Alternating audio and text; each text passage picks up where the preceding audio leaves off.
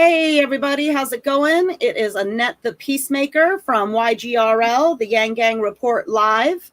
And today I have my teammate and sister, Faye the Lone Star Warrior, with us. And I am going to have Faye introduce our guests. So Faye, why don't you go ahead and let people know who's here?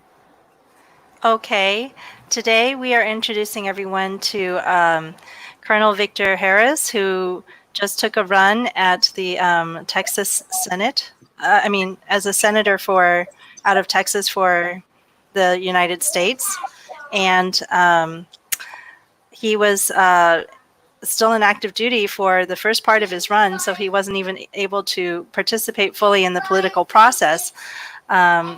But he did run on a platform of UBI and various other policies, and so Yang Gang discovered him. And we also have with us Cedric Fisher, who is his campaign manager. Is that correct? Okay, yes. Very good. So we wanted to have a conversation because we believe that Victor is still going to be participating in the political process going forward. Why don't you tell us a little bit more about who you are and what you've done already in your life? All right. Well, I've been in the military for about 34 years. Started in the National Guard for a few years, and I was enlisted about 5 years, and I was awarded a scholarship, went to college, and was commissioned a second lieutenant in the Army. I was a Black Hawk pilot for a while, and spent my last 25 years as an officer. I'm a colonel in the Army Reserve now. Just came back from a 13-month combat tour in Africa, where I was a U.S. Army Forces commander in the Horn of Africa. I was extended there a bit, and that kind of cut my campaign time short. I had the choice to just go ahead and drop out, but I thought I would keep moving forward, so at least I could get some of the policies that I wanted up front in Texas to keep moving forward.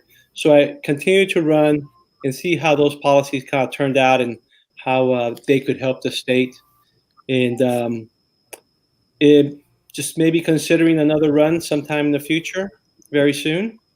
And I have about 4 master's degrees that I earned along the way. And I have a master's in social and public policy from Georgetown University, a master's from the Naval War College in strategic studies in national security, a master's from the National Intelligence University in information operations and cyber intelligence. And I'm about a week away from finishing my last course in the Army War College with a master's degree in strategic studies. So I've got a lot of school background, I've got a lot of experience, personal experience overseas, foreign affairs, and negotiating with what we don't call warlords anymore. We call them field commanders, and especially in Africa. And then I did a tour in Afghanistan. I've done about 7 tours in the Middle East, some combat and some operational. And I just I did a tour or a reserve tour in Korea before I went to Africa. So I've been around, been a lot of places in Europe, Africa, and in Asia as well. Wow. Sounds like you have done. Go ahead, I'm sorry. Zephyr is complaining bitterly that I have his mouse right now for talking too loud. So my question is, my question for you is that what made you want to run for office? I mean, you already have so many things going on. You were already busy and active doing so many things. What made you stop all of that, suspend that, and come to do this, new different phase of your life? Yeah, I was concerned about what was going on, especially on the border state, and especially in South Texas. What was going on with the wall, with immigration, the focus on corporate America rather than Americans. The combination of all those things kind of led me to think that I've done a lot for my country. I'd like to do something for my community. I'm Hispanic, and I thought that the best way to do that is to help change policies or mold policies to help people rather than focus on corporate America too much, which is, I think, is a problem with the current administration. Is we're too focused on how the stock exchange is doing rather than how, the guy working at the car wash or at Walmart or Whataburger, how they're doing. And that's what I like to change. I like to focus more on the people rather than the corporates. So that is something that we talk about here on the Yang Gang Report Live, is we often talk about how government is not very responsive to human beings anymore, that it's more about meeting the needs of the bureaucracy or the Congress people who make the laws and less about the average person.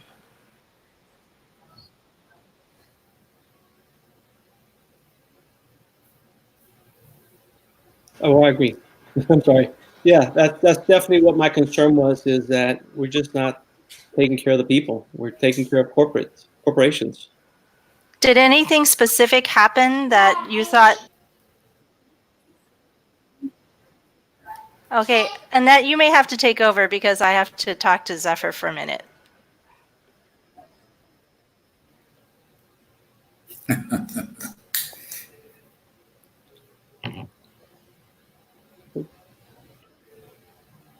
So I think where Faye was going, anything specific, and that made me, decide to change my career path and go be a politician, which is the last thing I ever thought I'd want to do. But yeah, the issues on the border, the wall, especially when the current administration threatened to close the border, that definitely would affect my family personally, because my family still goes across the border to go meet our family. I was raised in Mexico, so I would like to go back and talk to my friends down there, or my family, my aunt that still lives down there and walks across the border every once in a while. So that personally affects me. That would personally affect a lot of Hispanics here in the Valley, the Rio Grande Valley, and that's our version of the American dream: being able to cross back and forth and meet up with our family, have a barbecue, and come back. I mean, that border crossing is so vital, not only to the economy of the valley, but to personal families. The personal well-being of families as well. Okay. So, how did you and Cedric get together and start doing this? So since there's that together? lag, I'm not sure when if I am cutting in on somebody or not. But so I live very close to the border, 10 miles from the Mexican border where I live. And we often just go over to Mexico like for lunch.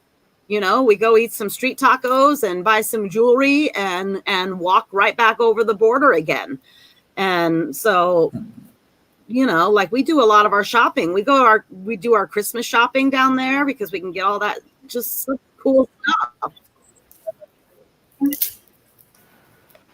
Where do you live, Annette?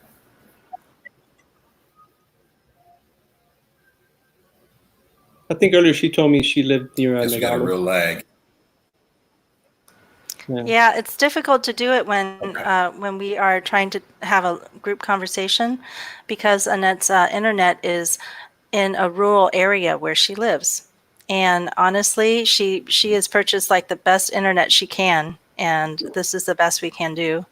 Annette, your mic is off. There you go. On my end, Faye and Cedric are both frozen. I live in Arivaca, Arizona, and as the bird flies, it's 10 miles.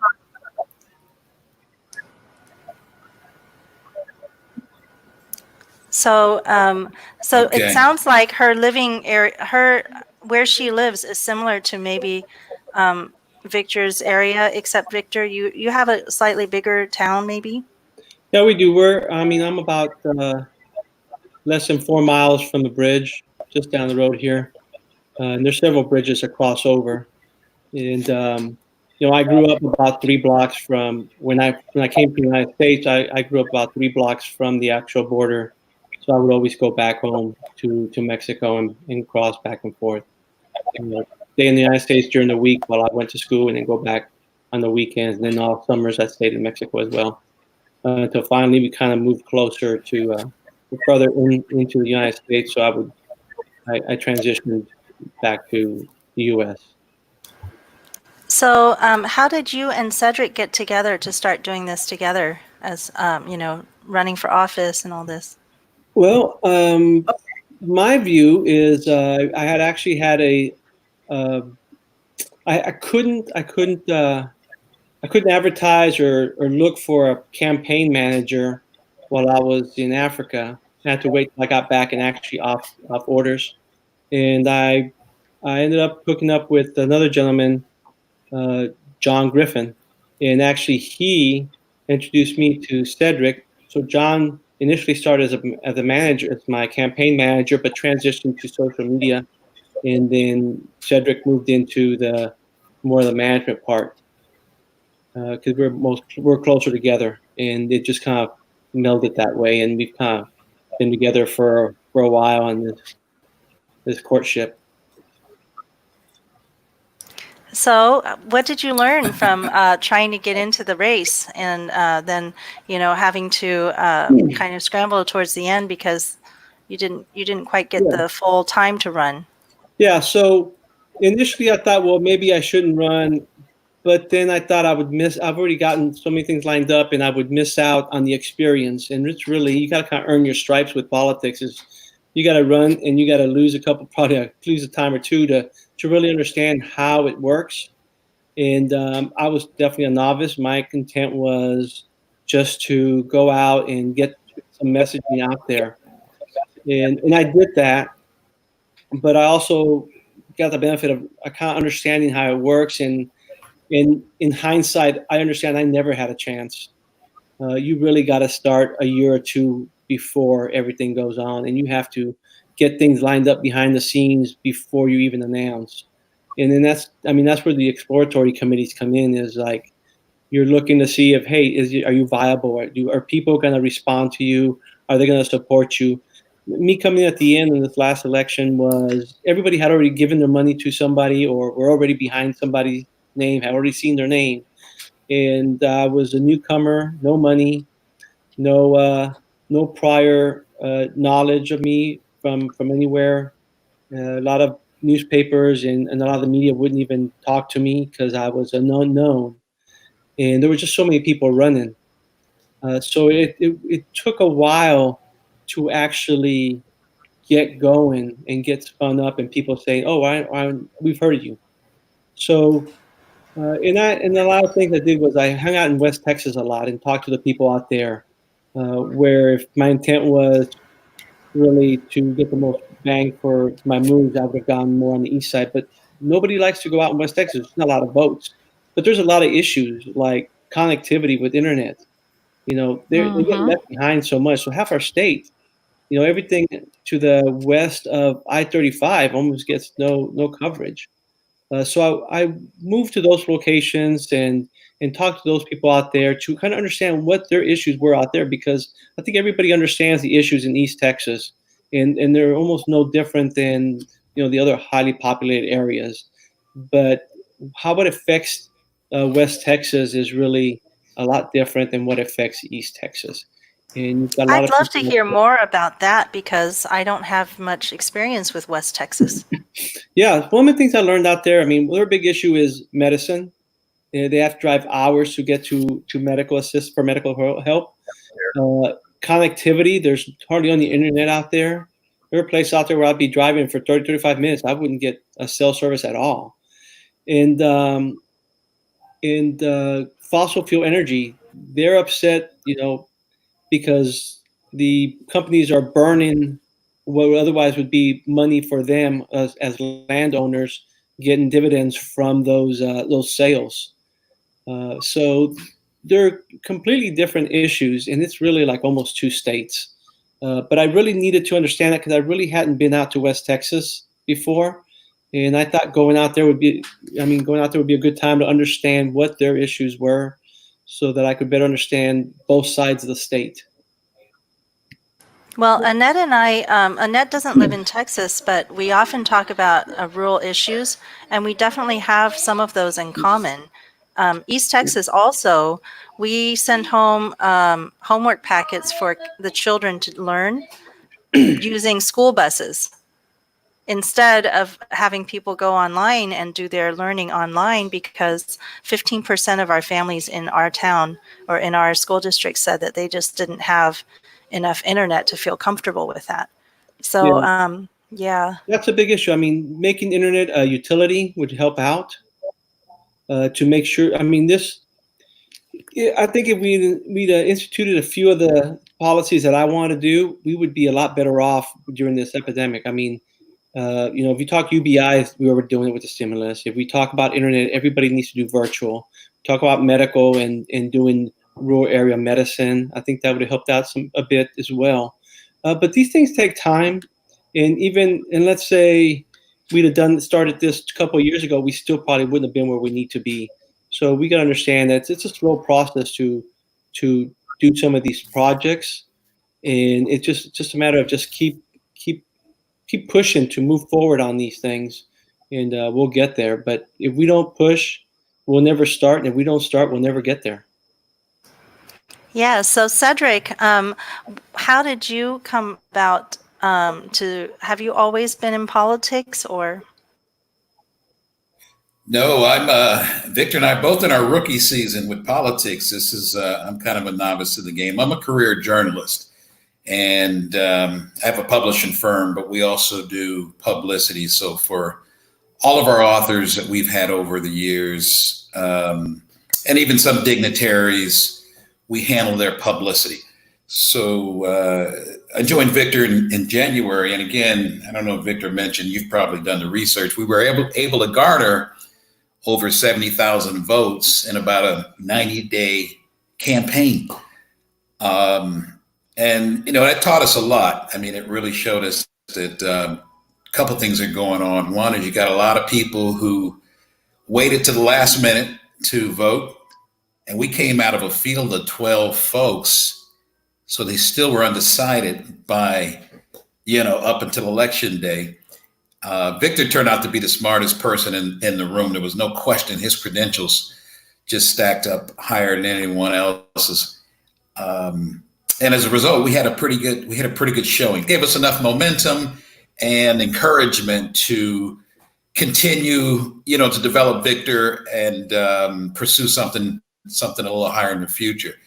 I, on the other hand, got really excited about the whole political process and have learned a lot about not only the campaign process, because I mean, it's one thing when you get in the office, but it's a whole nother thing getting there. And you've got to have good strategy. It requires a team and a process, and all these folks have to be managed. The process has to be managed. You got all these moving parts out there, lobbyists and PACs and super PACs. And, you just have to have all these things working for you to be successful and victorious. And recently I've sort of been studying just kind of offline governmental affairs to make sure that when we get Victor ready for his next run, we're well seasoned and knowledgeable and intelligent about all the issues that go on and that sort of thing. So, well, I do want to talk about what the next run is. It might be, or what it might look like. But I wanted to let both of you for just a minute that I am also running for office for a minute in Texas. I had no idea it was like a campaign. So what I wanted to do as Yang Gang is to learn about this political process and try to get more of these young people into the party and actually learn about how things work, instead of standing outside and complaining and wishing that somebody else would do something about it.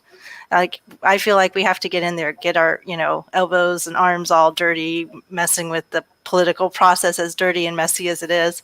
And then, actually, be the change. So I've been attending our local meetings, and I ended up going to decide that I became a state delegate to the convention for the state convention, and now I'm running to become a national delegate for Biden, because obviously Andrew Yang has dropped out, and so now it's time for everybody to come together and into this new next phase. How do we defeat Donald Trump?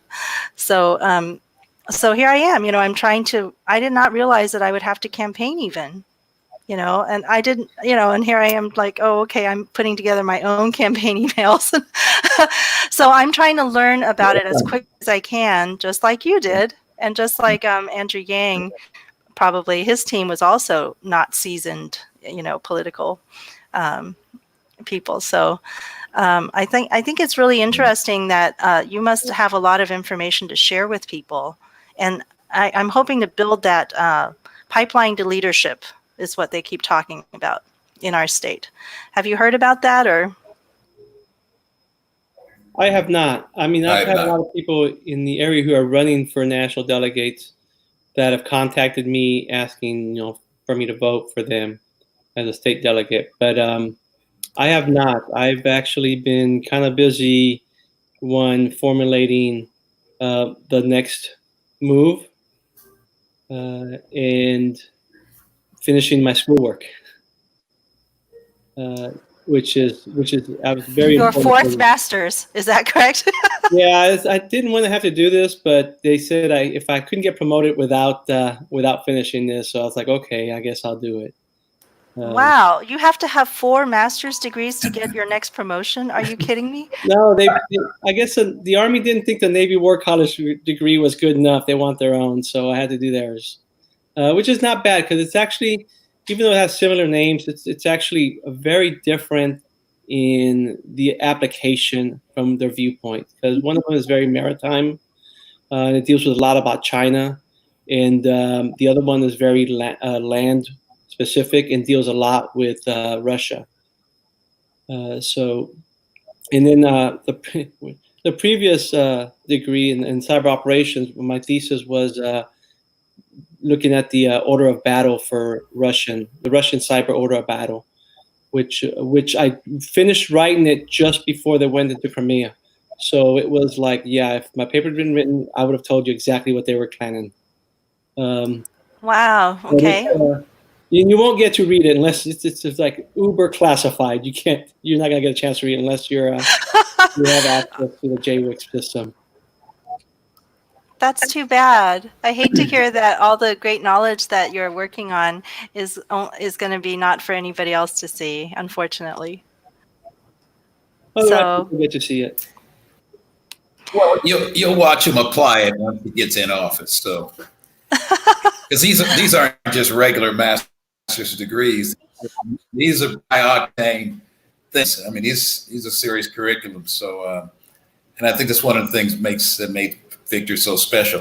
He doesn't just collect master's degrees as his favorite sport. He really is trying to make sure that he's well informed on a lot of topics and issues that people discuss and are important to voters. So it's a good thing. Yeah, I'll tell you, I didn't go out looking to get a bunch of degrees. It was like, okay, what am I doing now? I need to learn that job. Well, the best way to do it is go to school and learn it even better than anybody else. So I would seek out those opportunities. And I see Annette nodding her head. She agrees with this approach. But we have, the thing is, there's a saying in Chinese. We say, when a person is well-rounded, we say they are good in both the writing and in writing and in martial arts, kind of. So 2 different types of arts: the writing and the communicating, and then the I guess the desk job and the outdoor job. And it feels like Victor's good at both of those areas. So you're very well-rounded as a person. And I wanted to find out more about this thing that you're now thinking about doing next. Are you going to go for the Senate again, or? You keep going towards that, huh? I think there's we've got an exploratory committee to look at governorship of Texas. I think I've looked at, a lot of people said, well, why don't you run? And somebody asked me, well, why don't you run for mayor of San Antonio. I'm like, yeah, no, I think that's covered.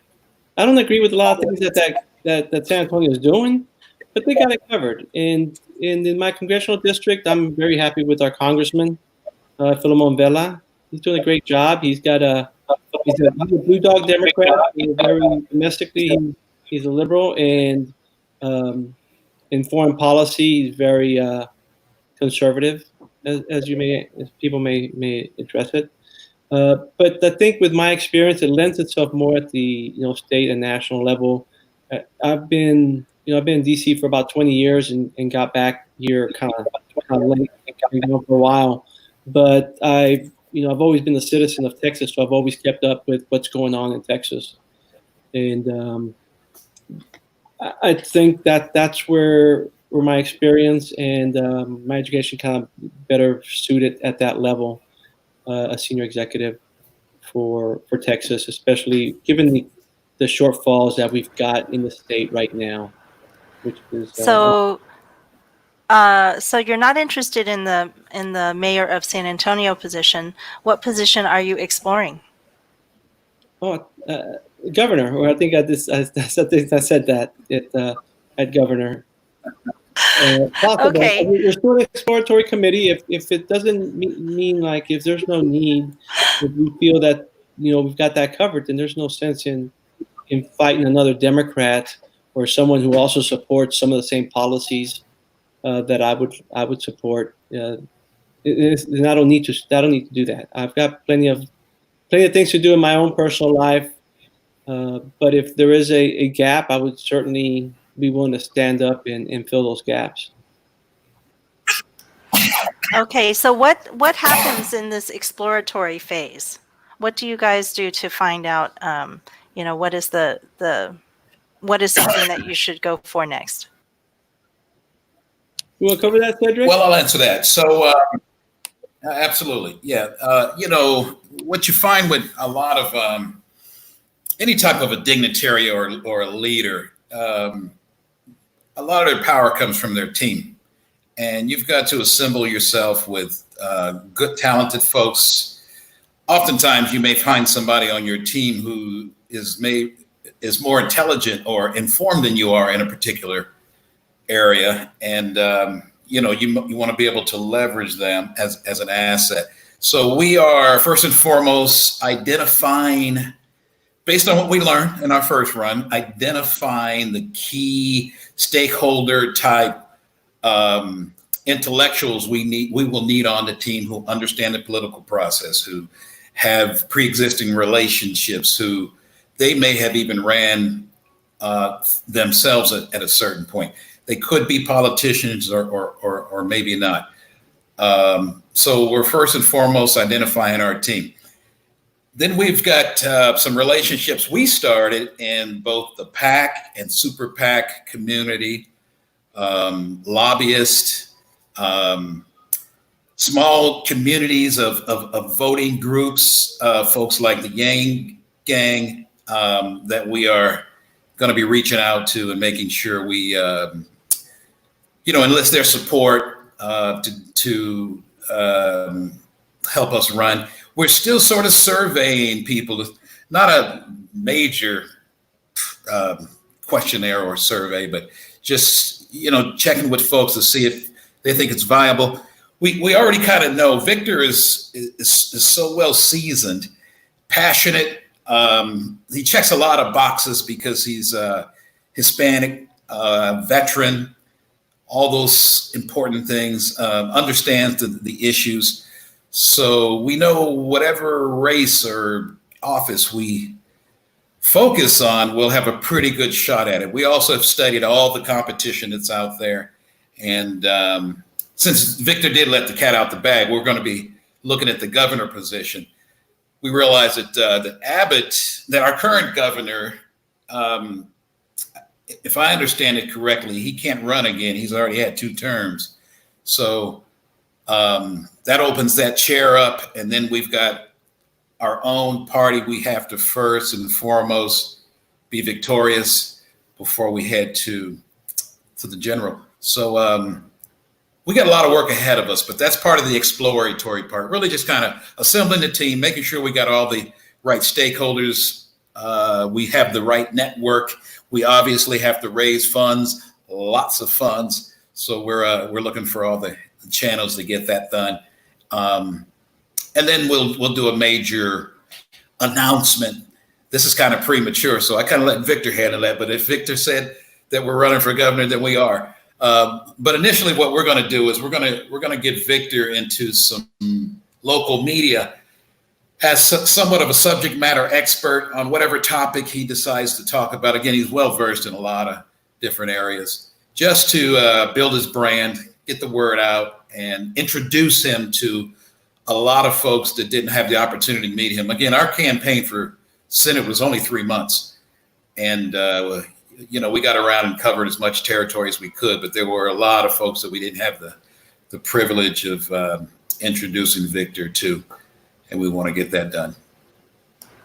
Right. Yeah. Okay. It was our campaign was really shorter than 90 days. It was January 10th to March 3rd. So you're talking about 6 weeks, maybe 7. So we were a very compressed schedule, and I think we did pretty good considering that it was very compressed because it really started slow out in West Texas. I think I went to But Houston. didn't you file earlier than that? Right. So I was allowed to file during the filing period, but I wasn't allowed to tell anyone I was running until I was off orders, which was in the early January. So, how long did it take for you to get that authorization? That was about a 10-month process. You were probably not expecting a 10-month process, or was that something you?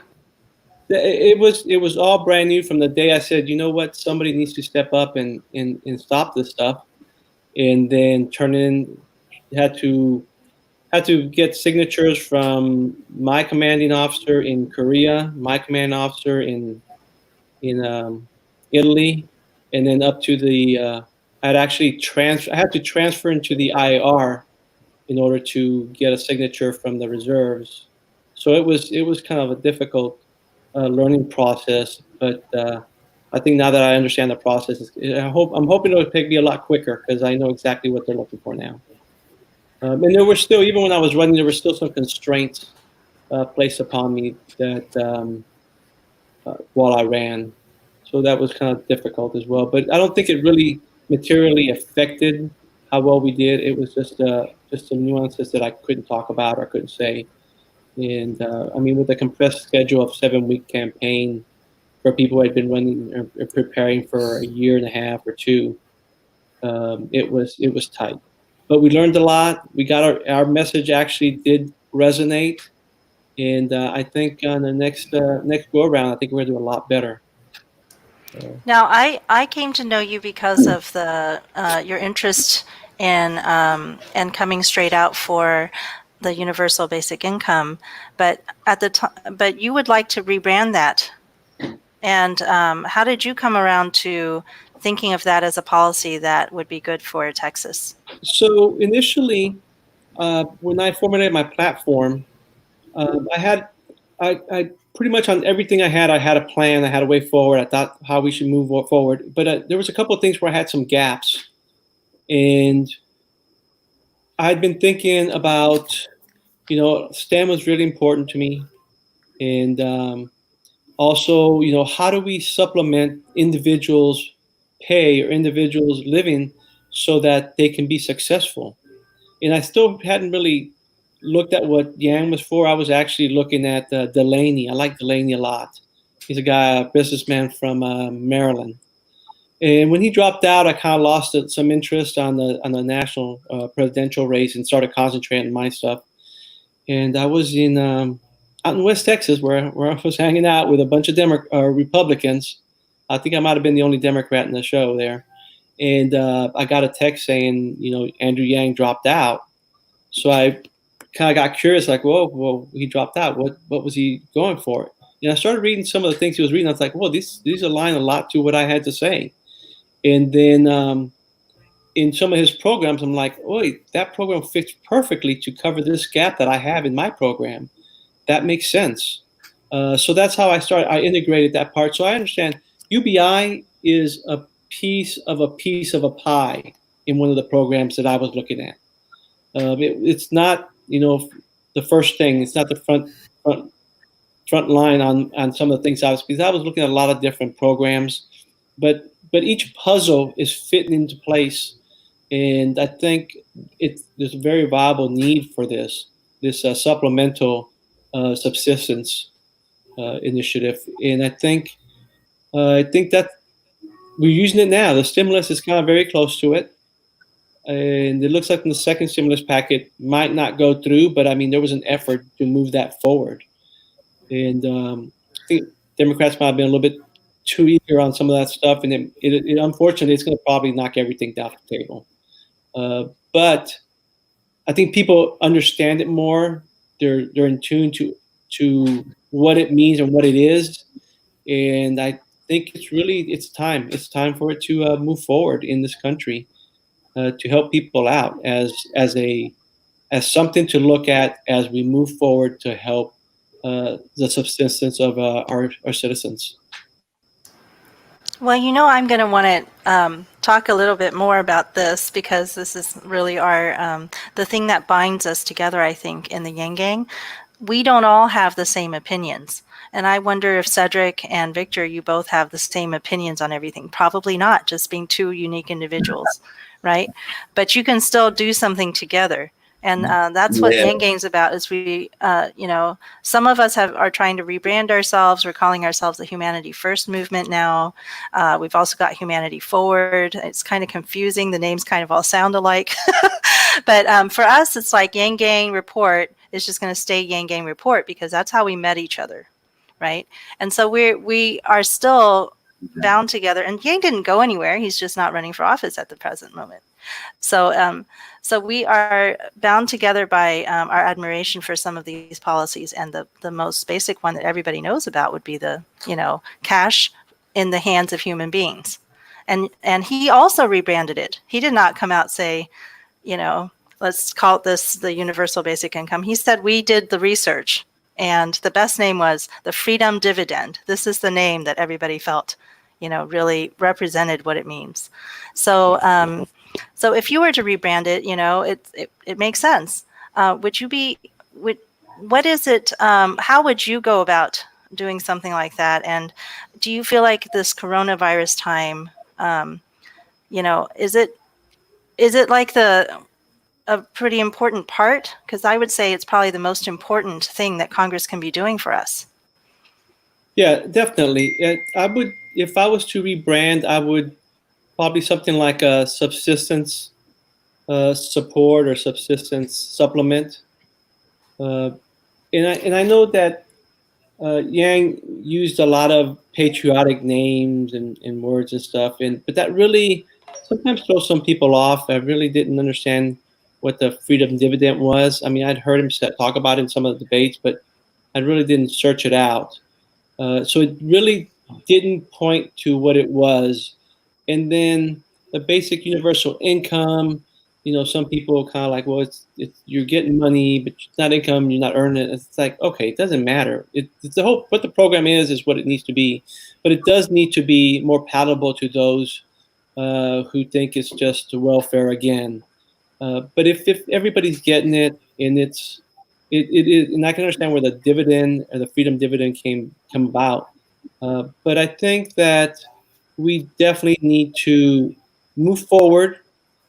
And if you're going to move forward, it can't be, last year's movement. Something's going to have to catch on, because the people who agreed with it will say, "Oh, you change the name; it's still the same thing. I'm still good with it." But then new people will hear it and they'll say, "Okay, that makes sense." So you'll get a little bit more of a wave going, and you'll get a bigger push, I think. So, what do you think people of Texas would respond to in terms of this? Because there's so many different angles at which to view it. Would you say you're looking at having a floor for everybody where you can't fall through? Like the safety net still's got holes in it. Our safety net has a lot of holes. And this would create a kind of a floor that you just can't fall under. It would. And that way everyone has a minimum, base for purchasing what they need to purchase to live. I think it will replace some programs. It would need to replace some programs, but it also add to some other ones for those people that need it. But we need to figure. The biggest thing is, how do we pay for it? We need to figure out how to pay for it, and I think the best way is corporate taxes. If some of these companies, I mean, we're thinking that the reason these people will need a basic income or that subsistence supplement is because they'll be losing jobs to automation, and companies will be investing in automation. So up front, they'll invest in automation, but in the long run, they will save money because they won't have personnel costs. It'll be robotics of some kind or unmanned vehicles that can deliver products or such. But in those cases, we need to you're not going to see the prices drop because a company is saving money, and we haven't seen that. We haven't seen that in the past. A company's not going to say, "Hey, we saved a lot of money, we're going to drop our prices." They'll just continue to get paid and get paid. So perhaps a formula that still provides for the investor, for providing that risk, it still provides some return, but you also pay into the system of, now that you're automating your processes, that maybe people might need to be able to live on something. And I think that's kind of what's happening is, in Trump's economy, these businesses are doing great. Stock market's going great, but the actual workers, the people, are not doing so great. And unfortunately, I'm all for make America great, but I'm even more for make Americans great. So I think that's where we kind of have to move to. That's really interesting that there is a dichotomy now of the state and the people, that we are not all doing well together. And when the companies do well, the workers are not coming along with them. Used to be that they were more tied together. I would like to, okay, so I believe that Texas is pretty different, because I was talking to some of my East Texan people who've been there a long time. All right. And the Democrats were telling me that we are very moderate Democrats here in the East Texas area. Okay. And that change is very difficult for us. And people are kind of, we have the same narratives that just keep going on, and they don't change very much. And so Texas is kind of different from Texas Democrats are somehow a little different than most of the other Democrats in the country. We're less progressive. And so it's been difficult to get some of the changes that the Democratic Party purportedly stands for to take in Texas. So what can we do about that? I don't think we need to do anything about that. I think, if when I was running, I branded myself as a Texas Democrat because I'm not out there like AOC or even Pelosi. They are so far left that they're leaving everybody behind. And so it gives your opposition an opportunity to say, don't be like them. Don't vote for them. If you vote for any Democrat in Texas, you're voting for Pelosi, you're voting for AOC. And that's not the case. That's not the kind of Democrats that are in Texas. They are moderate. And I always branded myself as well as being with having progressive ideas, but with a moderate stance on it. It's like we can't just say, hey, I want to support this program and then go sprinting full force towards it. And then you turn around, you look back, and you're the only one running. You've got to bring everybody along. And in Texas, that means you have to bring those independents that vote for Republicans every year but still claim to be independent. You have to give them a reason to want to vote for you, and which means you have to separate yourself from the rhetoric of he's one of those Democrats and say, no, I'm a Texas Democrat. I'm a moderate with progressive ideas to move the state forward. So I think that's where we need to target. And sometimes I believe that kind of Democrat may not even make it through the primary. And that's unfortunate because that's the Democrat that can win the state.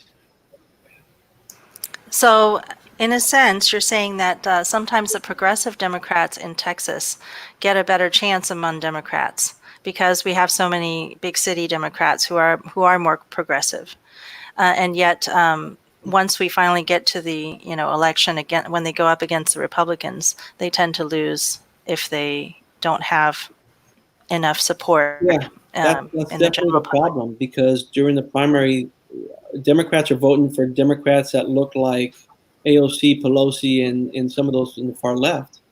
That when they get to the general election, all those in the independents that are still swayable are seeing AOC or Pelosi in that person running, and they're turning away. They're listening to whatever the conservative party is feeding them to say, look at that. Don't vote for a Democrat because they stand for that, without looking at what the platform of the individual is, and that's unfortunate. So, if we really want to get at the state level a Democrat elected, we need to understand that we can't have everything we want in something that's far left because we're just defeating ourselves. We need somebody who is more moderate, but has progressive ideas. And I think that I'm the guy. I've got some very progressive ideas, but I understand that we need to be cautious on how we move forward, um, especially during the election cycle. On those things, or else we're too far Yeah, left. I think there were So, I think there were a few groups we really resonated. Go ahead, Faye. no, I just Cedric, had a comment. I want to hear what you're saying. Can you hear me okay? Hear me I okay? do, yes. Yeah, I think, again, we were able to garner 72,000 votes in record time. And I think where we resonated very well were with millennials, urban voters,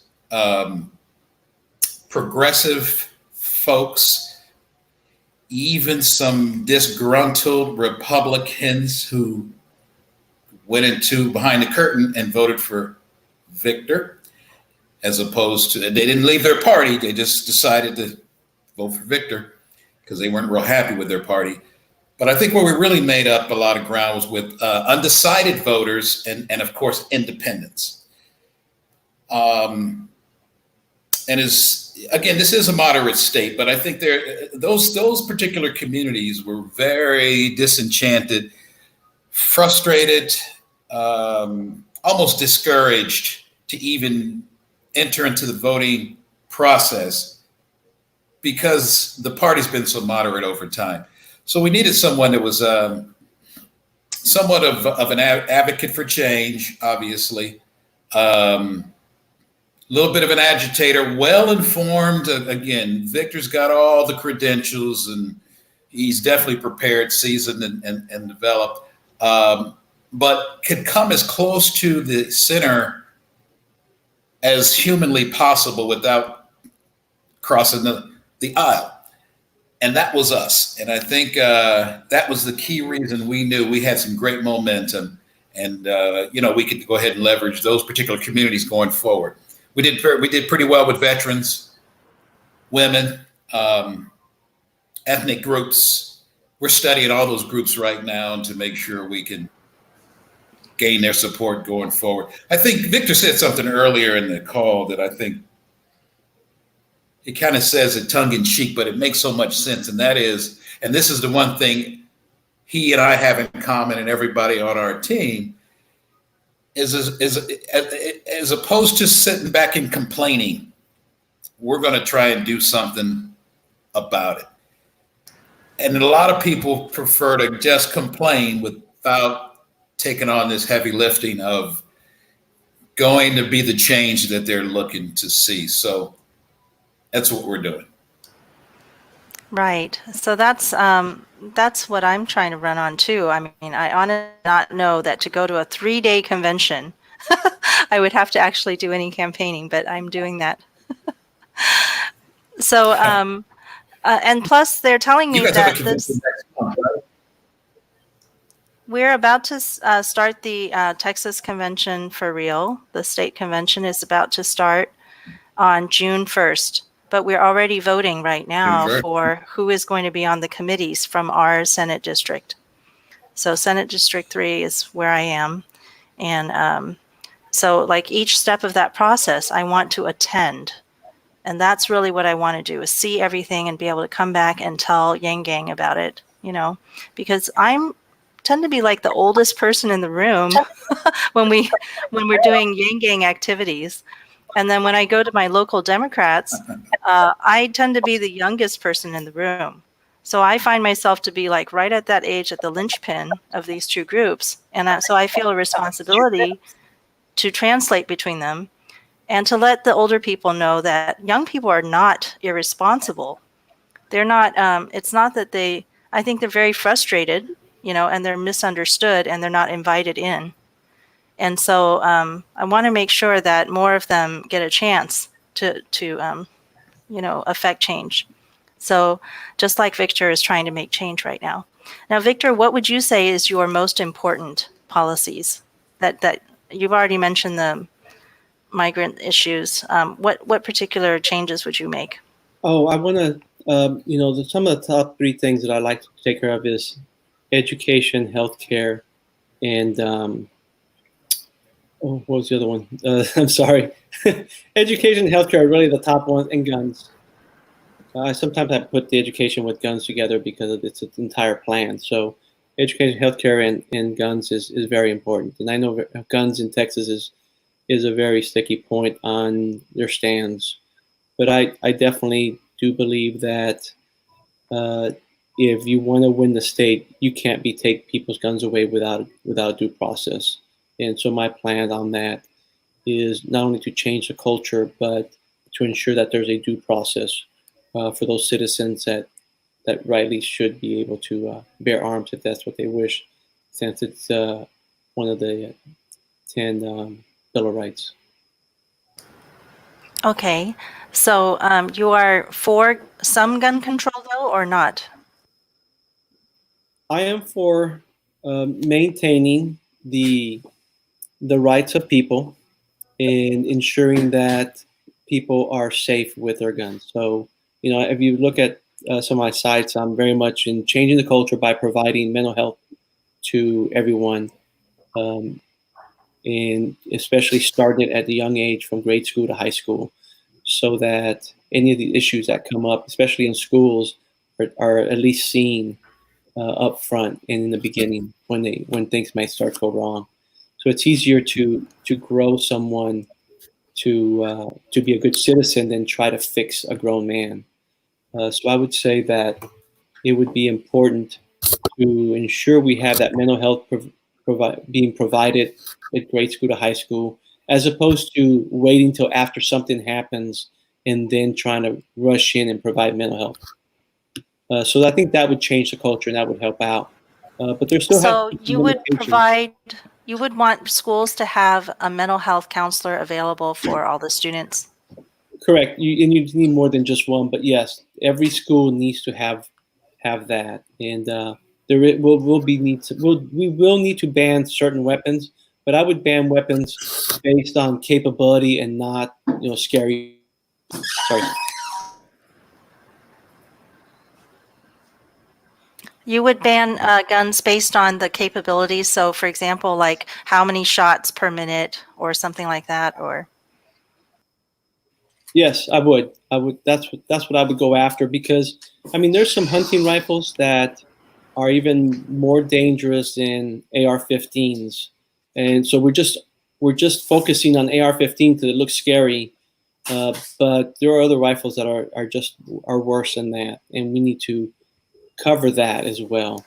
So they're being branded as a hunting rifle, but they are a semi-automatic or to have capabilities that are unnecessary for hunting. Correct. And even, people want to say the AR-15s are weapons of war. I wouldn't go to war with one. It's a piece of trash.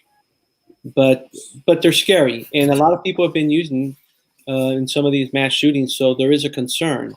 but there are weapons that are even more dangerous than that, and that aren't even being talked about, and we need to address those as well. So, Would you classify these situations when somebody does do a mass shooting or something like that? Would you classify that as a domestic terrorism act? some of them are. I think some of them are, but some of them is just hate.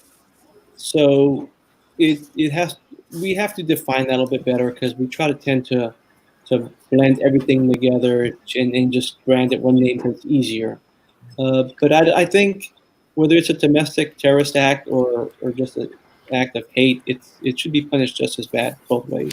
Both of them are pretty terrible behaviors that human beings have engaged in. Yes, Annette.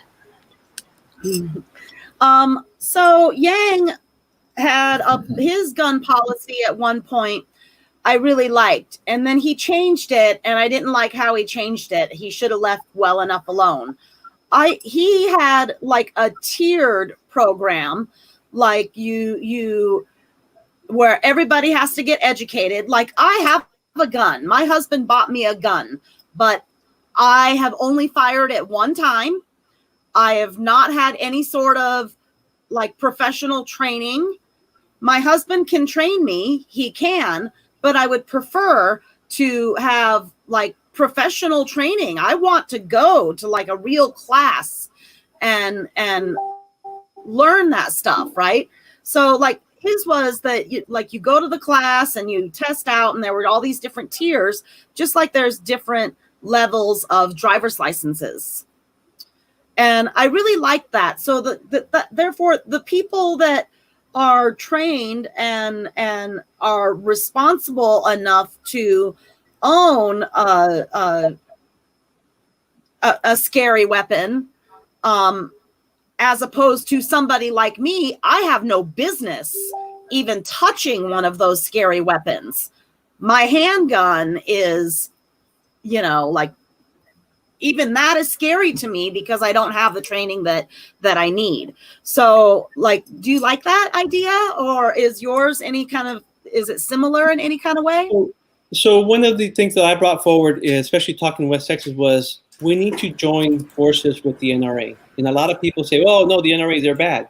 Well, there's two portions of the NRA. There's the litigation portion, which is fighting every single gun law there is. And there's just the NRA that's a nonprofit that does education. We need to join hands with them and move forward in training people. They've got training programs, and that's what I support. I'm a life member of the NRA because of that program, not because of the other version of the political side.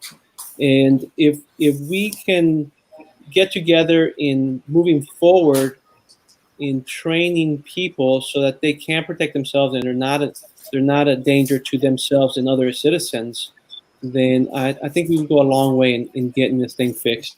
But the open carry laws, I'm still kind of concerned with that. In that, if you want to do an open carry, maybe we need a little bit more training so that people around you feel safer and understand that you're not just going to be somebody who you just bought a weapon yesterday and you're walking around loaded and might accidentally shoot somebody.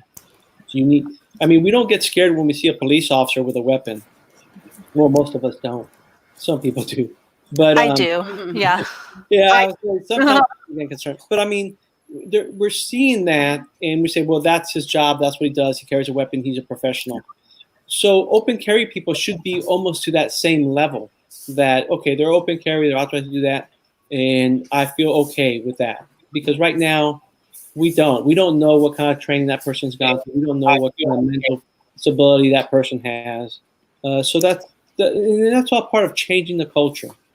So my problem with that is mainly that there is a racial bias in people, just human beings. And so if you see a black person or someone of dark skin with a gun, you might think of them as someone more likely to commit a crime.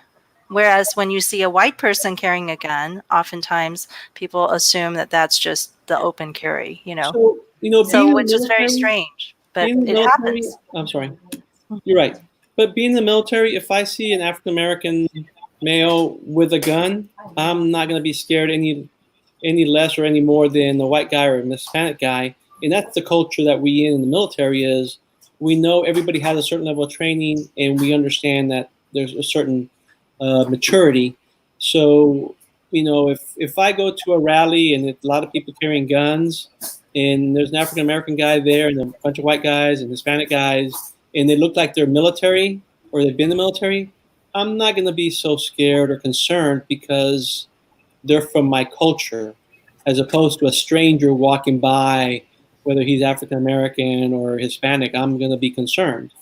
And a lot of people don't know these people, don't know that, and so that's the concern. They don't know what training they've had.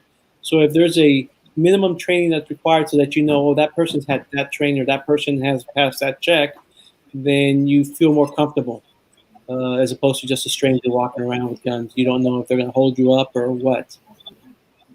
Right. Are there countries that have where everybody gets a gun and everybody gets the training? Yeah, so Israel, if you go to Israel, I've been to Israel. When I was younger, I went to Israel. I'd be dancing with girls who were carrying Uzis and other types of weapons in the bar, drinking with their ammunition, because, in Israel, you can get attacked almost any time from a different country around that wants to destroy you. So they're always at the ready. So, everyone's walking around with a weapon, but they're responsible. It's issued, and it's for defense purposes. And I did not feel unsafe. So it's a culture thing, and our culture has kind of has some weak points, and we need to change that.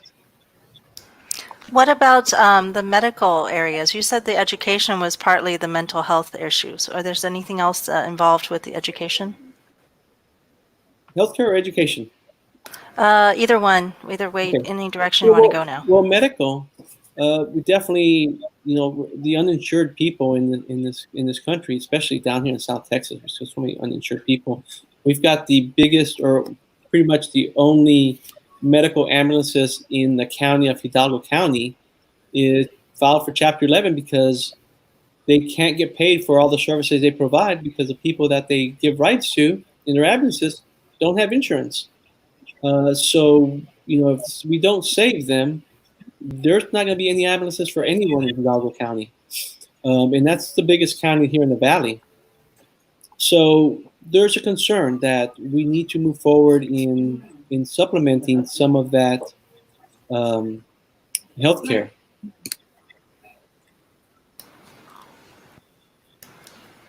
Victor, I think you turned your mic off by accident. Okay, Yeah. I did. No, it was on purpose. We got some people talking over here. That's all right. I'll yell at my son for a minute for you, just to. Zephyr. Anyway. that was my mother and my aunt just walked in from for lunch. But yeah, so I think that we need. Part of ensuring that everyone, our citizens are taken care of is we have to provide some basic needs, and insurance and health. Health is a basic need. Same thing with education. In order to have a more productive workforce, in order to be our economy to increase, we need to have people that are educated, and we can provide some basic level education for every one of our citizens. At least every high school graduate can move forward with a couple of years of college, and then so that they can be better employees and better citizens. The studies show that if someone's educated, they're less likely to get in trouble with the law. So maybe that's the way we change our culture. But unfortunately, our culture has morphed into something that is going to be unviable and unacceptable in the future. So we need to make those changes now. Educating people, ensuring that they have some basic needs, will help us move that way. So are you, what is the solution that you're proposing? Is to go ahead and give more insurance? You would like to see Medicare for all happen, or what? Well, one thing we understand is doing a Medicare for all, just saying, hey, everybody will get ready, get set, start and go, that'll break the system. And if you want to see what that would look like, go to the VA. That thing is broken. That's still broken. If I want an appointment, I take 3 months to go see somebody. And I'm sure that when Americans think, hey, universal health care, they're thinking what they're seeing now. No, we get universal health care and we don't manage it properly, you're going to end up with what we have in the VA. You won't be able to see a doctor for 3 months or more. So I would say. So Andrew Yang was attacked for saying that he was for Medicare for all, but then not actually mentioning that in his plan. And I understood that immediately as, because I'm also from Taiwan. My family's from Taiwan. Andrew's family is from Taiwan. And we have universal health care there. And so I understood that as, it took us 15 years to really, get to that point from a less divisive, beginning. And people are very happy with what we've come up with, but it took a long time. And here in American politics, it's sort of like we push for 4 years, and then we expect everybody to push us back again the next 4 years. And it's just, 4 years is not a lot of time to get stuff done. So what steps would you take first? Yeah, so what we need to do is we need to lower the age for Medicaid, slowly lower it down, and then increase the income for Medicaid. And then kind of squeeze towards the center with a public option or private in the middle until we close the gap. And we have to do it slowly to ensure that there's enough infrastructure to support all the people that need medical help. So it's not going to be 4 years. You're right, 15 years or more. But if we don't get started, we're never going to get there. So we need to start getting there. So your first idea is to lower the age for Medicare. Medicaid. That people really Medicaid or Medicare? Oh, no, Medicare. Sorry, Medicare. I think Medicare. Yeah. Medicare. We're going to try to lower the age so that younger and younger people can get it before they're actually retired. And then for the other side, so what Medicaid, about Medicaid is provide increase how much the that's money for lower income people. Right. Is that correct? So, and that'll start squeezing towards the center, and then the center will still have what we kind of have now until we can do away with that and move forward. But first thing we need to do is lower the cost of yes. medicine. So how do we do that if we have all these competing systems and everybody's coming up with their own thing? So yeah, I have a plan for that. And maybe not everybody agrees with it, but I would use more like artificial intelligence. So, there's millions of people that go to the doctor every week, and they go to the doctor says, here, take these pills, call me back if there's something wrong. Well, we can do away with all that with artificial intelligence, because we could have that knowledge base in a form where you walk into an office, you and the artificial intelligence, and the artificial intelligence looks at you, takes, they can sense your breath, they can sense a lot of things from you, and then make the diagnosis. Okay, all you need is this, and then you're done. Well, that doesn't take up time from an individual. It doesn't take up a lot of money because they're pre-programmed. So in some of those cases, you can do that. You do it real quick and you're done. And if it's more difficult, you have a manager of these artificial intelligence, this building with this artificial intelligence, and that person will, so it's more like a triage. And then you move to a higher level, and then maybe that's where you see an actual person. So we can save money by doing things like those. Not only can we save money, but if there's some kind of a pandemic going on, these things are tied in so that if a certain region has a certain symptoms, you can figure out, okay, this region has this going on, how do we affect that? So you can better track where all these viruses are going here and there. So that's a dual purpose. But by reducing the cost of that triage, you'll reduce the cost of medicine, and then we can get closer to that. And every decrease will help out. And of course, the price of drugs needs to go down.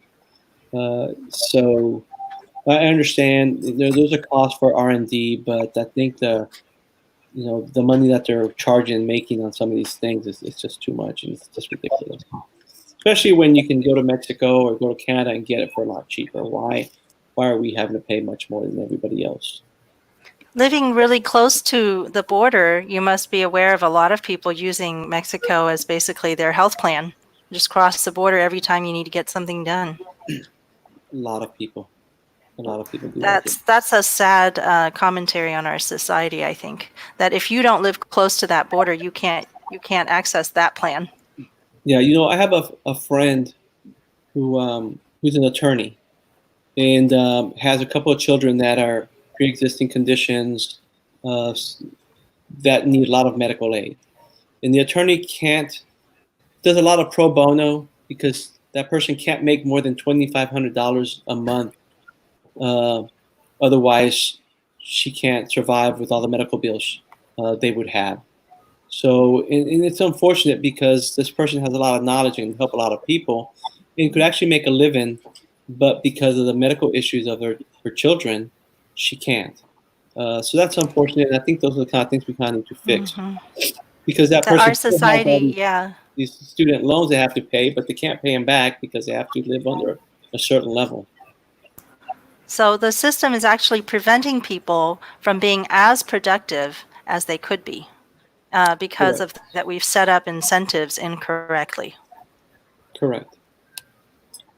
So, okay, so now the thing is, I've noted in the presidential campaign we were all involved in, and then the Senate race and things like that. But the Senate race is where you're actually trying to become a legislator. So you would be directly, dealing with the laws that create these programs and change them.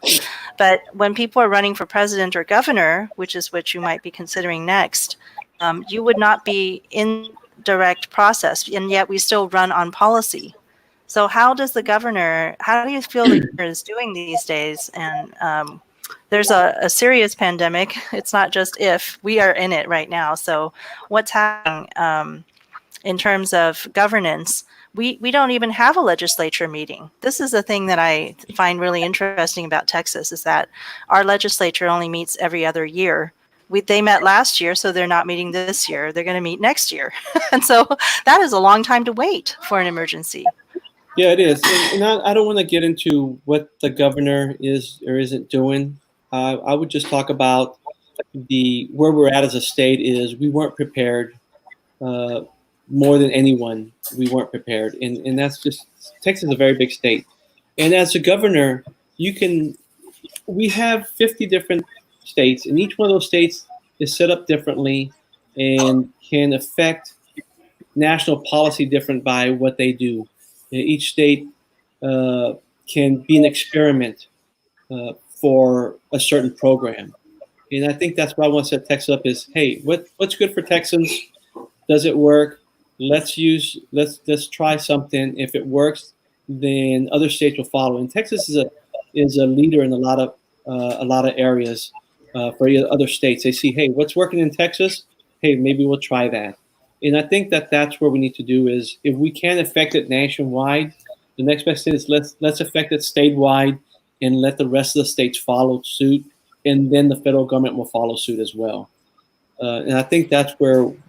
We can't do up at the federal level. We got to get it done at the state level, and I think that's what I want to do, and why even consider? Because initially, when I was asked, "Hey, why don't you run for governor?" I'm like, "Yeah, I don't know about that."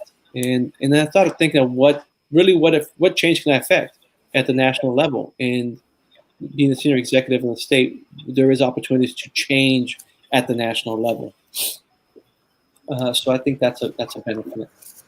So, so how does the governor affect the legislative aspects when, he's in the executive position? What kinds of things does he do to create that, to create the unity of moving forward and direct people? Well, understand that as the governor, you have a lot of influence over the legislature in how you influence the legislature to move forward on some of your plans. I think we've seen where the current governor has been able to do those things, but unfortunately, that really doesn't tie up with a lot of things that deal with the people themselves. It's more towards concerns with the corporate and the economy, and some of those things are well and good, but we've left a lot of Texans behind, and we need to help Texans be great. And that's not going to be my running slogan, by the way. Just make Texas great again. It's not going to be that. But yeah, we need to focus on the people, because really that's our center of gravity, is the people. It's the people who make businesses successful. Entrepreneurs take the risk, but the success is on those employers providing a service to that business, who in turn provides a service to the community. So we need to focus on them now, and still focus. I mean, you got to focus on your economy and your businesses, but you have to incentivize the workers as well. And I think that's what we need to do, is incentivize the legislature to move forward on some of these policies to help Texans. So in terms of the stimulus check, for example, when people are getting that into their hands, then I see them, go out and they're going to spend it on those businesses. So like, we could give the money directly to the farmers if the farmers are suffering, but then how would they get their products to market? Like, there would still be nobody to receive the products, because they can't do that exchange, exchanging their money for the things that they need. And so the farmers may just end up having to dump all of their things that they can't move. And so now the farmer's okay, but like the food still hasn't reached the consumer, hasn't reached the people that need to eat it. And so it just goes to waste. And so I kind of see it like that, where I'm wanting that cash to get into the hands of real people, so the people can actually, then pay the farmers or pay any business that is open in this, classified as essential right now. And all the things, the goods and services can still move through the system, and not have huge waste and still people starving and not getting the things that they need. So that's kind of out of the hands of the governor, because that really has to come from the federal government. So we're looking at them doing the right thing. But I find it weird that like the governor has not even called an emergency session of our Texas state legislature. So is there nothing that legislators should be doing? I just find it weird. Like, how do things really work in Texas, Well, you have to understand that the governor does have a lot of influence, and he can. I mean, just like the president is able to influence the states, he can influence at those lower levels and establish policies to help that out, to ensure that that we're getting the food to the markets, and people are able to go to the markets and buy the food and get fed, and preclude some of these possible shortages that we're getting, and at the same time not be so heavy-handed with the liberties of the people. So basically right now, what I see is that the governor will make, will issue an order, and then that becomes sort of the temporary law land. And then the same thing happens in counties where in our county, a judge made an order, and he made a specific order that, we couldn't all go into the Walmart together, that we needed to just one at a time from each family go shopping. And so just it's interesting to me, like how things are working during this time. I don't understand why our legislature doesn't meet, and why they're not called in to talk about things. I feel like perhaps they should be in so that the people would have more of a say in what's happening, because the governor is just one person. How does he listen to all the constituents without the legislature? Correct. And I think something that maybe could have been done a little bit better, I don't want to get into what the governor did or didn't do, but there needs to be more guidance, because every county was so different on what they were doing. And wasn't different because the population or the location of the county. It was different because they were just making it up as they went along, as what they thought was right, without guidance. And that guidance should have come from a higher level, a lot sooner, or actually it should have just come. It never really came.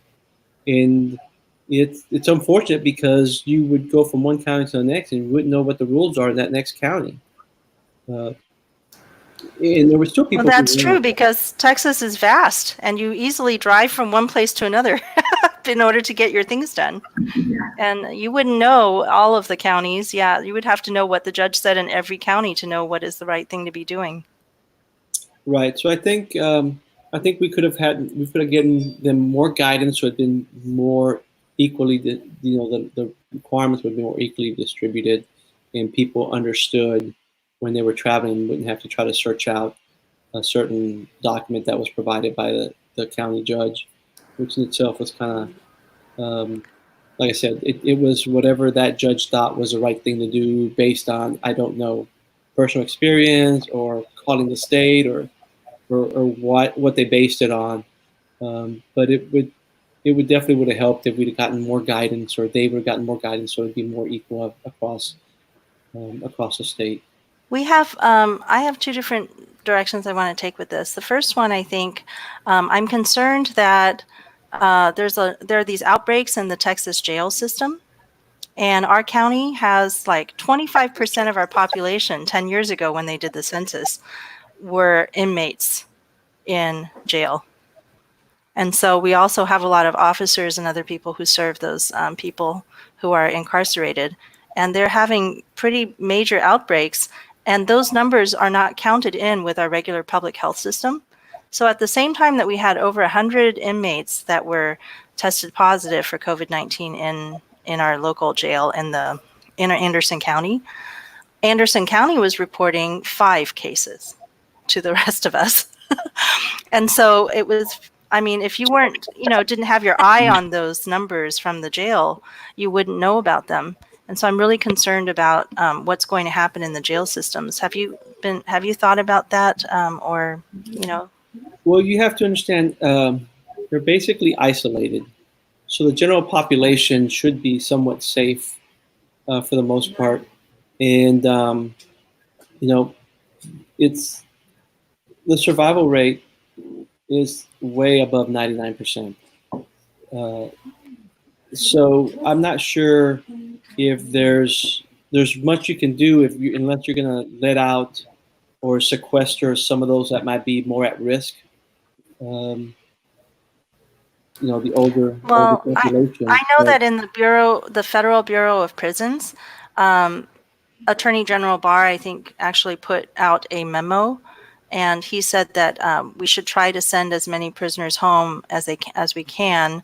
But he laid out procedures like they would have to go through a 14-day quarantine period, make sure that they were not positive already. If they were, negative, then they could go and do a home confinement. And I know we have a lot of different probation or parole systems and different, ankle monitors, things like that. If we set bail for people who are supposed to come back to court. So we have a lot of different systems that we could allow that. But I'm afraid they're not thinking about this as a serious outbreak situation. So they're not, taking steps ahead of time. And once they get sick, these prisoners are going to be coming out into local hospitals with us, the general population, because they do not have hospital setting. They don't have a hospital. So what they have are private contracts with local hospitals. And also the officers have not been tested. So they're very slowly starting to get information about how it's really going to affect, the general population. Yeah, I think that's difficult. We've been doing the same thing for our recruits or our people we're training in the military. We bring them into the course if they're coming from overseas or haven't been in a certain area. We'll bring them in a week or two before the class starts. They're isolated for a week or two, and then they start the classes to make sure that there's no problems on that. So there is a concern, and I mean, I know a lot of people are saying, "Hey, it's a hoax." Well, it's not much of it's not a hoax. It's maybe something different, but it's not a hoax. It's out there. So I myself, my mother and I, we both, have been hanging out together the entire time, and we think we've already had it because we were both sick. When I was in Dallas and her down here in the Valley, we both had similar symptoms, and that matched up to that. So, have you been able to get a test? Because that's something that rural counties really don't have any testing. So when you get a number, it's like, well, that's all the tests they've done. They haven't done a whole lot of extra testing. No, I've not tested, not been to the ER maybe 3 times. I cut my hand and stuff a lot. So I end up in the ER a lot. So in the military, there's also some ships full of people who are starting to get sick. And do you have any, you know, concern about what's happening with those, the people who are stuck on, ships and can't get off of them right now? Yeah, I feel for them. I have empathy for them not being able to get off and be able to see their families and such. That's unfortunate. And I don't know the details on some of the things I've heard of what's going on with some of our Navy service members. But I do have concern that they become incapable of conducting their mission. That would be bad. So I have concerns. I mean, obviously I can't do anything about it, but I'm sure that the Secretary of Defense is working on how to mitigate those issues. Yeah, I can't get in everybody's business. They're certainly like everyone else. I have an opinion, but I'm hoping that people are hired to do a certain job and that they're doing it to the best of their ability. Yeah, my main concern is if they wanted to get off the ship and there's no way to let them off right now, and they might fear that they have no chance of escaping the virus, that they're sort of just forced to, get it with everybody else, because you can't really, you can't distance yourself from people who are trapped with you on the same area. I don't know. Yeah, I don't think that. I think if you keep a couple of infected people on the ship, eventually everybody's gonna get infected. It's just such. Yeah. If you ever been on a Navy ship, you know that it is very tight. I don't know how those guys do it. I wouldn't want to do that for very long. Especially the submariners. So we wanted to check in with you. Are you okay with going for a little longer, or we need to wrap up soon? No, I'm fine. Okay, good. I'm gonna do another 30 minutes if we need to. I'm planning on maybe just going the full 2 hours because I'm enjoying talking to you. Go. I've got another. I actually need to sign off, guys. I don't think you'll need me any longer. I've got another show I need to do that starts at 6. So okay, it's very nice of you to have joined us, Cedric. I really appreciate you being here. I'm sorry we didn't talk with you more because so much focus on the candidate. Oh, that's all right. It's the Harris hour. But thanks for inviting us on the show, and we look forward to coming back on the show closer where we're trying to go. Okay. It was great, Faye, and that. Thank you very much for coming. Do you want to let us know how to get in touch with you in case anybody wants to find you? Do you want to give us your Twitter handle or something like that?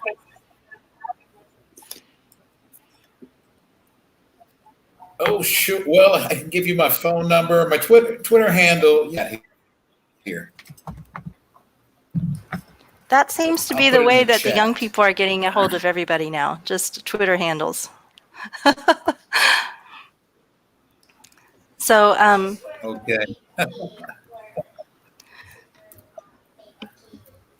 Okay. I also wanted to ask. I'm gonna leave my phone number there too. You text me there.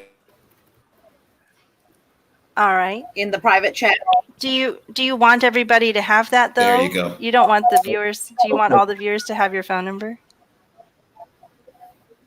You still looking for a girlfriend, Cedric? Oh gosh. Well, I just couldn't get it.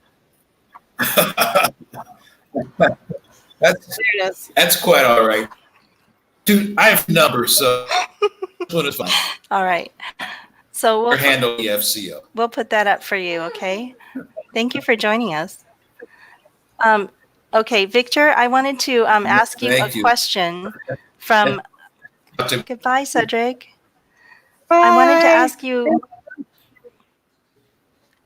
to ask you a question for my local precinct chair, who was wanting to know more about a couple of your policies.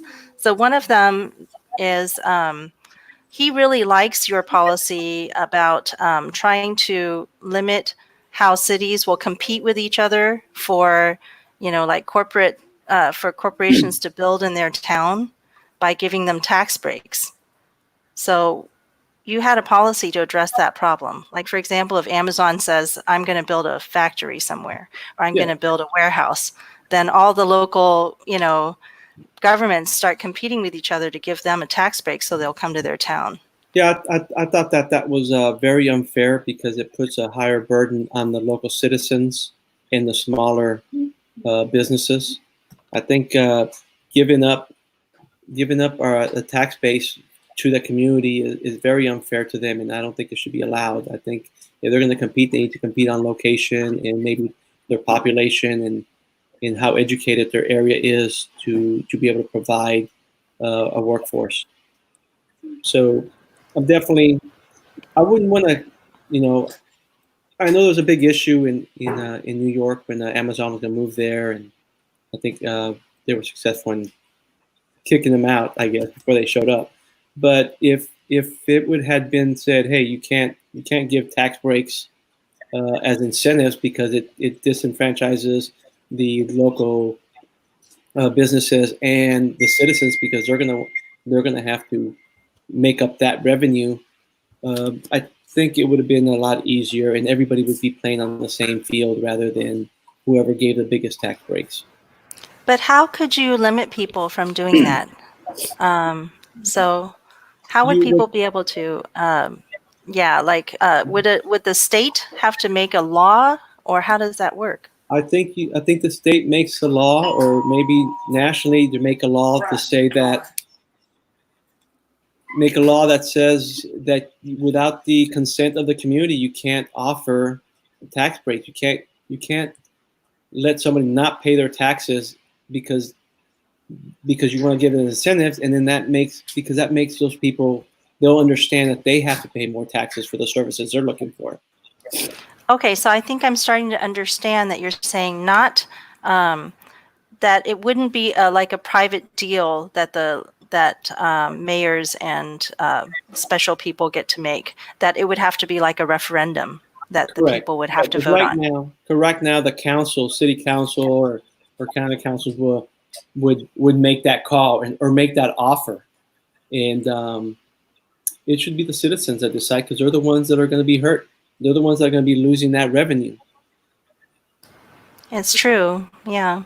So then the people have to make up for it with their own private property taxes and sales taxes and like that. Right, and a lot of things, what they do is they sell it by saying, well, they'll be bringing so much business that'll increase taxes. Well, if they're going to be bringing this business because they like the location, then you're giving up half of the revenue you would be making, and you still have to make it up somehow.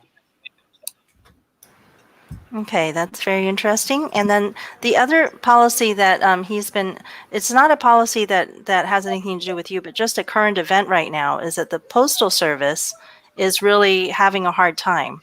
And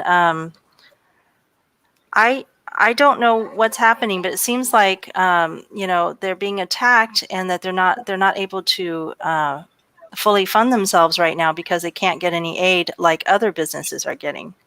And so, as an important part of our government, I'm wondering, what do you think we should do to help the Postal Service survive this time? Or well, we should probably do away with it as a government agency, and that'll help it survive by just doing away with it, because it's like you have a steam locomotive racing, the current trains we have now. They're just outdated. They've got too much baggage, and while you will see that it's in the Constitution, Article 1, Section 8, I think. I was reading about earlier. That's the only reason. It's not like I memorized all the articles, but it's in there. But back then there was no other competing service that could do that. So now that we have competing service, we privatize so many things, and there's a reason we privatize it, is because it's more efficient. Business is more efficient than government. So we definitely need to privatize it, ensuring to keep some of those services that may not be offered by private business, to keep them in there. Like if I want to send classified documents over the mail, there's a certain process we follow. In the private business, there are some private vendors that can do that for us, and then there's also the United States Post Office that can do that in certain ways. So we keep those things that we need to keep that private business isn't going now. but they're just so heavy with what they're required to do that it can be done by private business more efficiently, and it will help out. I mean, we pay so much to the post office right now to subsidize it that savings can go to other programs that help out citizens.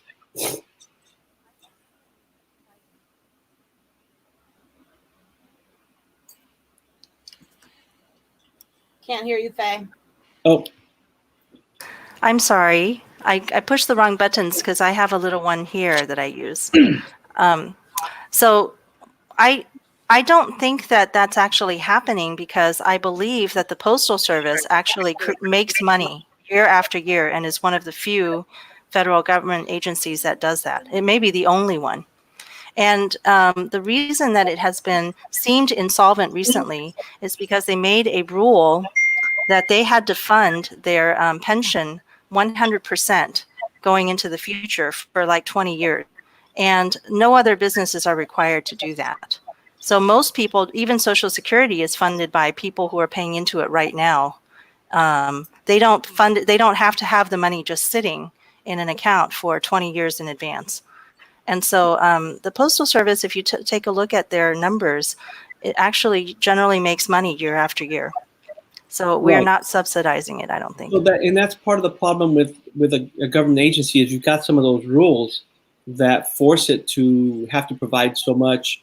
And I'm not sure why they did this just to the post office, because I don't think that's a requirement for any other agency. So there's a kind of a running, like a Democratic talking, point. Let me just say that the Republican Party tends to want to dismantle a lot of government agencies and privatize them. And they do that by basically not funding and making it seem like these agencies are incompetent, when in fact they're just not given the resources to do what they need to do. I think Andrew Yang is actually quite protective of the Postal Service, because what he has proposed was to actually give the Postal Service a momentum forward, and by allowing them to take on the responsibility of a like a postal banking system. We have one in Taiwan, which we use, and I heard that it existed here in the United States before, at some point, that we did have postal banking. So you could do like basic checking and basic savings accounts at the post office. And so we could use that infrastructure to do that also. What do you think about a solution that actually gives them more responsibilities into the future? No, I am for not giving government more responsibilities, because they can't handle it once they have now. So I really think that it's time to restructure the post office and how it works out. Whether it mean hiring, I mean, you can keep the agency itself, but making contract workers might be better in the long run, because there's some benefits to that. I mean, in the military, we've contracted a lot of maintenance. So when we go to war, we not only take our soldiers, we take some civilians to do some of the higher level maintenance that the soldiers can't. We don't want them to be bogged down with some of that. So I think that's some of the things that we can do for the post office. And if we don't take the name away, and I'm not suggesting taking the name away, but restructuring so that we pretty much privatize a lot of the activities, so that they can compete. Because right now they really can't compete with FedEx or UPS, and we need to make them more competitive. And bogging them down with some of the things that they have to do because they're federal employees is not helping them. Well, there's one that's more efficient. Yes. So there's one there's one of the things that I've heard in my rural area is that the reason why we don't have internet coverage in the rural areas is that it's not market efficient, right? So if you wait for private organizations like Comcast or some, internet company to come and do it, they won't, because it's not of any interest to them to do something that doesn't bring them profit. Correct. And so that's what the U.S. Postal Service does, is that it takes on the responsibility of every single person. Well, understand, and just like I mentioned earlier on the connectivity in rural areas, is you make it a utility. So you have to do the same thing with privatizing. It's not private in the sense of they're going to take over the post office. It's private in the sense of you've got contracted individuals doing those services, as opposed to a federal employee doing those services. And it'll be more efficient that way. It's not a full out get rid of United States Postal Service as a name.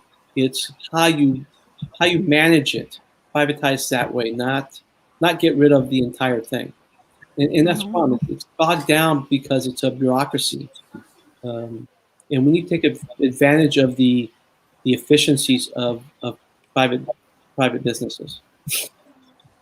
So we would, so if we were to privatize, right, would we still give that entity, whatever the new entity is, the same, you know, delivering every single day, no matter if it's rain or whatever, you know, They snow? don't do that. That's part of PR.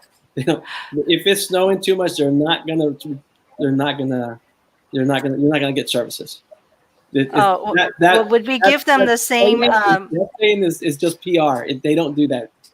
How about delivering mail for the exact amount, 55 cents or whatever it is, to any citizen of our country, even if they are out in the boonies and you have to row a boat out to get to their island or whatever? That's all part of the management of what you tell a contractor they've got to provide. So that would be part of their mandate continually. Right. We're privatizing the management of it, not the capability. Well, we're privatizing the capabilities, not the management of what they have to get done.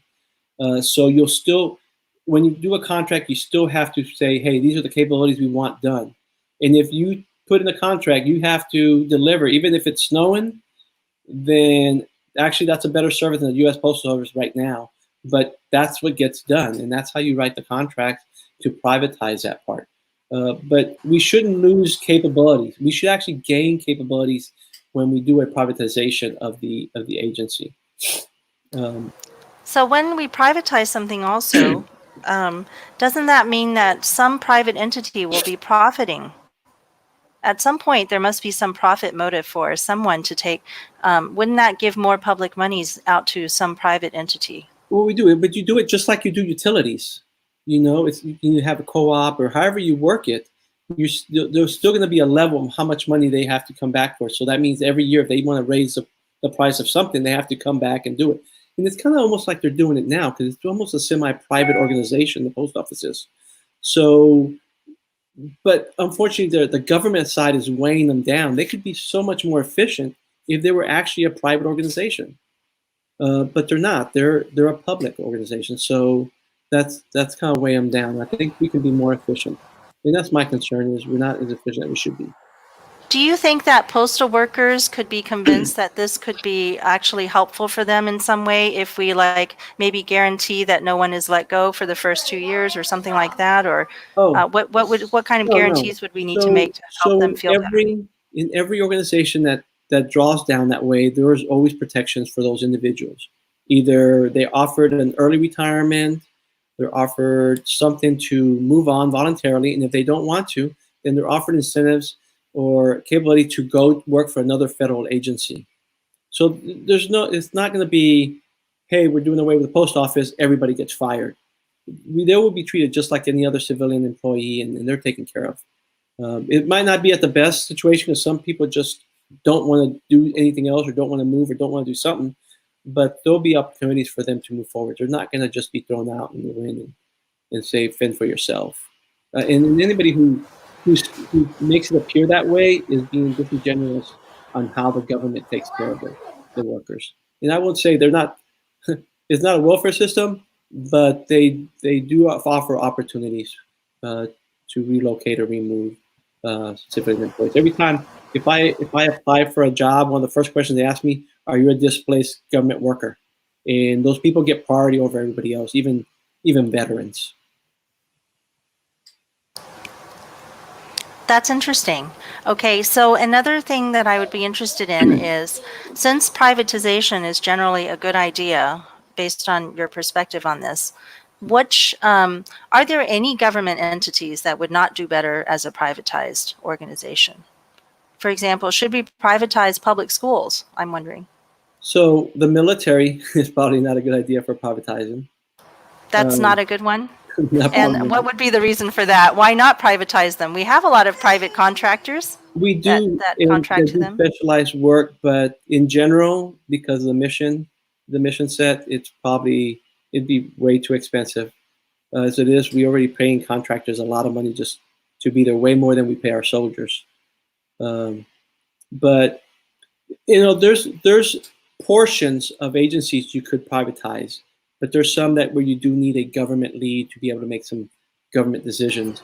But there are companies that are approved to serve as government representatives that are privatized. So there's different avenues in the law that you can follow through on to make things what you want them to be, as opposed to just you're stuck with a contract. If the contract's not good for you, you shouldn't be signing it. So, and then the government should be no different. If it's not serving the purpose that they want, if it's not saving money or it's not providing a capability that otherwise would not be feasible for the government to provide, then you don't move that way. So it would have to be each individual agency leadership team would have to decide what portions are good to privatize, what isn't. You understand, when you privatize, sometimes you don't get that 24/7 capability like you do with the military, where it's a military soldier, you can use them up as long as you give them one meal a day, they're good to go legally. So but for the most part, you get at least one meal a day. So in China, okay. So basically, I guess I'm trying to understand what you would be looking at, okay, as the deciding factor in whether or not to privatize certain things. Because I know, for example, the DMV is privatized in some states. So the Department of Motor Vehicles type of thing, whereas in other states it's definitely run by the state government. So how do they make this decision? Which one, which way to go? You have to weigh the capability and cost and efficiency. So if it makes sense to privatize and you still maintain your capability and you're more efficient, then yeah, you go that way. But you also have to look at what risk you're accepting by privatizing. So only the agency leaders can understand what capability they're going to lose and what they're gaining. And if it's not a win situation for the government, then you just don't move forward on something like that. But we should look at where we can gain efficiencies, because the more efficient we can get, the better service they provide, the less cost, the more we can use for other programs to help our citizens. Thank you for engaging with me in a discussion about something where we don't have necessarily the same opinions. I find that it's more stimulating that way, don't you? When we all agree on everything, it's like one of us is redundant, right? We just keep saying, "Oh yeah, we agree," and we smile a lot and we're very happy with each other. Well, but it's more interesting. Friction is very good, because when you have friction, you have change, and change is what we're looking to do. Is you want to change the way the status quo. And you don't change when there's no friction. So you have to have friction in order to create change. Yes. And in fact, the first time that I tried to call you, tried to contact you, you happened to be on your way to a environmental change type of some sort of meeting. And seems that you're kind of passionate about that also. Do you have any policies that because we're a big energy state, but I think that even energy states care about the environment because we live here. We live here just like everyone else. So when you start talking about energy and fossil fuels, and it's gonna unproportionately affect Texas than most other states. So we need to be careful on how we move forward on getting off energies, and it's not going to be I don't agree with the efforts of the new Green Deal or whatever it was. It's too radical, and so it was shut down so quick. But if you have incremental change that could help move forward and take care of the people that are in that industry, then I think it would be more successful. And so right now, our solution is not going to be stopping what we're doing and then use what we're using now. It's going to be new capabilities and efficiencies will be gained, and that's how we're going to slowly change. So we can pull carbon dioxide out of the air and turn it back into fuel. So then we have more efficient fuel usage, so we're going to be using less. And then during that period, we still have to keep moving forward so that we can get off of the fossil fuels and disengage from that type of business and re-engage in something different, especially in Texas. And that's where we get education for some of those people in West Texas that work in that industry, so that can diversify out of that economy. So basically, helping people transition into the new economy faster instead of worrying so much about how to stop them from doing whatever is the worst thing right now. Correct. Well, correct. Yes. If we can get them off of being dependent on fossil fuels, and then we've got science that help us get off fossil fuels, it's gonna have to work hand in hand. Or else we'll see what happens in West Virginia, where all of a sudden everybody got laid off, but then the administration comes in and we're ramping back up, and then when we're ramping back up in West Virginia, so use more coal, we're burning off fuel on purpose, not being used in Texas. And so people in West Texas are getting upset because you're just throwing away, that resource because you're not allowed to use so much because we want West Virginia coal to be more accessible. All right. Well, it seems like we have talked out most of our topics, and thank you so much for just being so generous with your time today, Victor. Sure. And I think Annette has another event coming up, so we're going to close out now and just say goodbye to everyone. All right. Well, thank you for having me. Thank you for coming. All right. I'm very pleased to have gotten to know you and learn more about you today. This was a really good interview. I know I didn't say a whole lot, but I'm sitting here nodding my head. I'm like, I like that. I like that. So yeah. Well, I don't expect everybody to agree with everything I have to say because that's just the way it is. But like I said, friction points create change, and that's what we need. We need change. Yeah, and I want to encourage more of these conversations where we can hear each other better and not be, just stand in our area and never talk to the other person for fear that we might look like we support a position we're not supporting. That doesn't matter. You have to have that conversation. So Thank you for being brave and coming to have that conversation with us. All right, thank you. All right. Bye. Bye-bye. All right. Bye, everybody. Thanks to all of our viewers for watching. And if you haven't done so already, be sure to like YGRL, the Yang Gang Report Live on Facebook. And then hold on one second. And I'm going to put up our contact info. So here's where you can find Colonel Harris, Victor Harris for U.S. Senate on Facebook. And then at Victor for Texas on Twitter. And then Cedric, I'll put his information back up again. Cedric Fisher, who was here with us earlier, says that it's okay to use his phone number. And so there it is. And then on Twitter, he is at CDFCO. And then Faye. Here is Faye on Facebook or Twitter. And then here is me. There we go. Annette Anderson on Facebook and Annette the Peacemaker at Yang Mentum on Twitter. All right. Well, thanks very much, everybody. Faye, do you have any last words? Annette, when do you think we should make a Twitter thing for Zephyr? Well, I don't know. How old does he have to be to get his own? I'm not even sure about that. All right. Well, thank you, everybody, so much. And we will see ya next time around. All right. Bye, Faye. Bye-bye. Thank you so much for coming. Bye.